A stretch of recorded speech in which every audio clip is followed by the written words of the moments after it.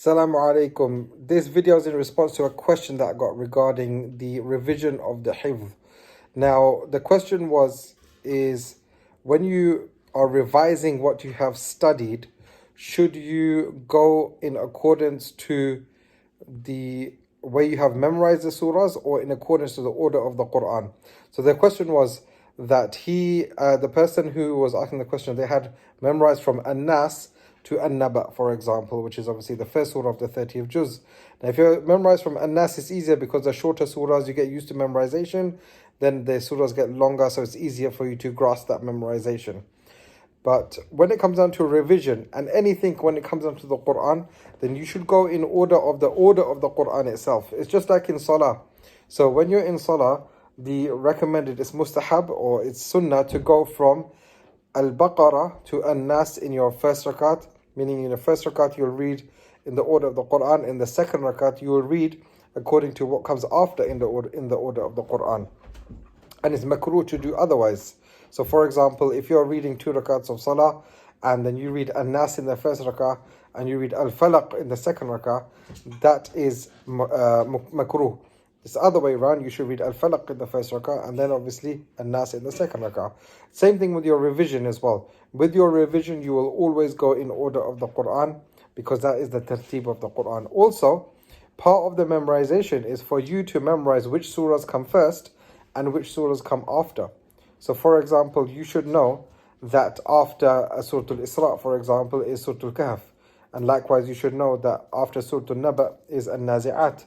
So this helps you in your memorization of the surahs. Plus, inshallah, if you're a man and you become a hafiz, then one day you'll be leading the Taraweeh, inshallah.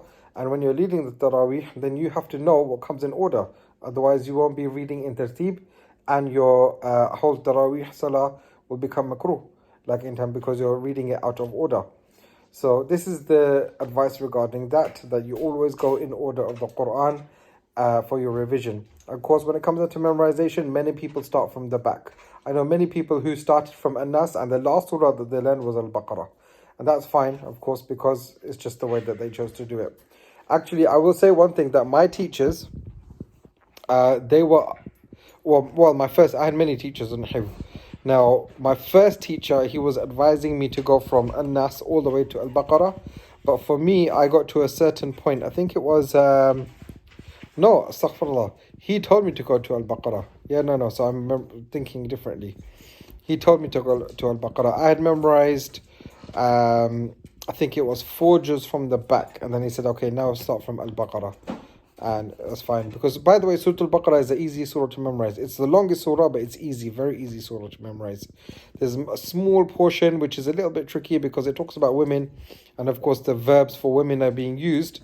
And that is not common through the Quran. So for someone who's not an Arabic speaker or someone who does not know Arabic, then it might be a bit difficult for them to grasp the feminine verbs and the feminine pronouns. But other than that, inshallah, it should be quite easy. Surah Al-Baqarah is very easy. So Ali Imran, very easy as well. Surah Al-Nisa is quite easy as well. Al-Ma'idah, very, very easy. Saying that, but of course, you have to go and you just have to have your ikhlas and niyyah. You have to have the tawfiq from Allah subhanahu wa ta'ala. And mostly you have to have the self-motivation and the commitment to memorize every day. So I hope that answers that question. And inshallah, I'll see you in another video.